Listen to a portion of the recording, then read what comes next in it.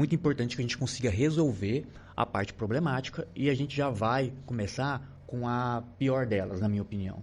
Na minha opinião, porque é uma parte que atinge a todos os servidores e tem um sério risco de atingir justamente a parte mais importante, né, que dá todo sentido ao funcionalismo público, né, e também é o que dá sentido a alguém fazer concurso público e tudo mais, que é a questão da estabilidade. Nós entendemos que aí no artigo 45, que é a parte onde fala das condições dos critérios para que o servidor possa perder o cargo, né, que ele possa deixar de ser servidor, enfim, ser demitido, né. No inciso 3, estabelece que a questão das avaliações periódicas acaba sendo uma das maneiras, né, de abrir caminho para que o servidor seja demitido, saia da prefeitura. Então, nós consideramos que essa parte aqui é de longe a mais grave, né. Eu vou passar a bola para o Zé Carlos explicar mais, com mais detalhes técnicos, né. Mas a minha maior preocupação, acho que a maior bandeira que nós, servidores, temos que ter nesse momento, independente da secretaria que você faça parte, e também a classe trabalhadora de Ituiutaba, essa é uma parte muito importante de se envolver, é justamente nessa questão do inciso 3º do artigo 45. Doutor, assim, eu acho que antes que você entre no artigo, você poderia dar um esclarecimento o que é lei ordinária, o que é lei complementar, porque no decorrer do nosso debate a gente vai compreendendo melhor. Maravilha. Nós temos várias modalidades normativas, mas eu vou focar em 3 aqui. Nós temos a lei orgânica do município como se fosse a Constituição, né? Traz direitos fundamentais, divisões de organização do poder dentro do município, funcionamento básico do poder legislativo, do poder executivo, etc. A lei orgânica estabelece a necessidade de criação de leis complementares, leis que vão literalmente complementar a lei orgânica. Para a aprovação dessas legislações, exige um quórum mais alto, um rito mais qualificado na Câmara. E já tem as leis ordinárias, que são aprovadas por maioria simples. Então, a lei complementar ela é prevista na própria lei orgânica, enquanto uma lei ordinária é uma lei de um assunto diverso e ela é menos rigorosa. E por que isso aqui é tudo muito importante e a gente precisa entender? Vou tentar fazer da forma mais didática, talvez até demore um pouco, mas a ideia é empoderar o servidor desse debate. Como um servidor hoje pode perder o vínculo com a prefeitura? Só existem 2 formas. Processo judicial transitado em julgado ou processo administrativo no qual foi garantido ampla defesa e contraditório. Ponto final. Não há uma outra forma de um servidor estável, depois que foi aprovado no iniciado probatório, perder o cargo. O que essa proposta de novo estatuto veio trazer? Veio trazer a possibilidade da perca do vínculo por insuficiência em processo de avaliação. E nós achamos isso muito problemático.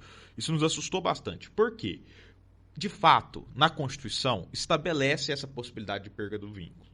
Porém, isso nunca foi regulamentado no Serviço Público Federal. Porque, de fato, é problemático.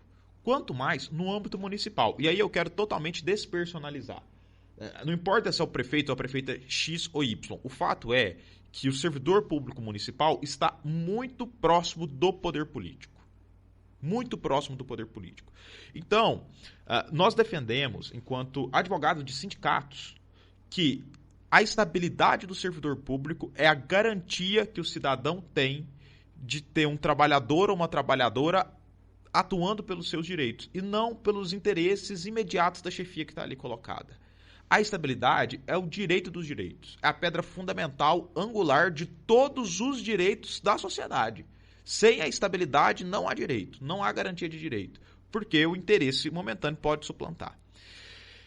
O que nós argumentamos e o que nós sentimos uma abertura da Procuradoria? A Procuradoria mesmo disse, olha, a ideia não é essa, não é que uma simples inabilitação, uma simples insuficiência em uma avaliação leve à perda do vínculo.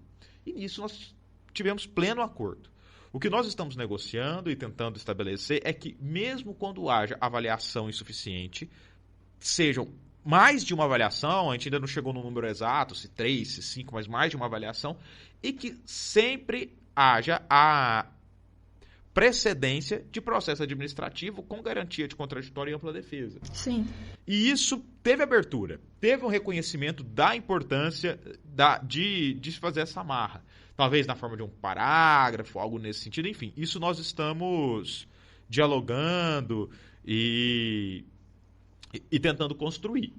Mas nós sentimos uma abertura importante porque, por exemplo, agora vários servidores, inclusive efetivos, estão em cargos, diversos cargos da prefeitura que são necessários para o serviço continuar. O que impede que um próximo gestor de oposição não faça uma retaliação a esses servidores e essas servidoras que agora estão em cargos que podem ser vistos como políticos? Que às vezes nem é. O servidor está ali para uma qualificação técnica, mas se não tem a estabilidade, nada impede uma retaliação, especialmente naqueles casos em que a avaliação é muito subjetiva, de atendimento ao público, de produção de texto, que não é quantificável. Nesses casos, especialmente, é muito possível a perseguição. E qual que é o interesse do sindicato? Isso a gente tem que deixar claro. O bom servidor é a favor de que todos os servidores trabalhem. Porque quando um servidor não trabalha, não desempenha muito bem a sua função, outro colega vai assumir essa função. Então, aqui nós não temos servidores e servidoras que são a favor de passar a mão do colega que realmente não se dedica.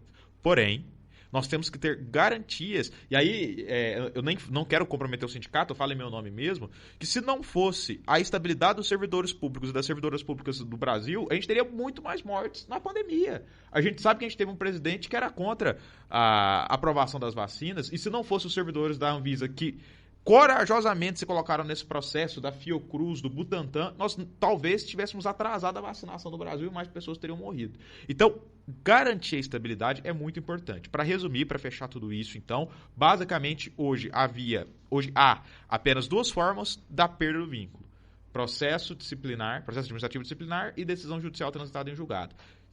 Esse estatuto traz uma terceira possibilidade. Qual seria essa terceira possibilidade? Insuficiência em avaliação periódica. O que nós conversamos? Que tem que sempre ter processo administrativo disciplinar antes de exoneração, mesmo que esse processo administrativo disciplinar se origine a partir da insuficiência da avaliação.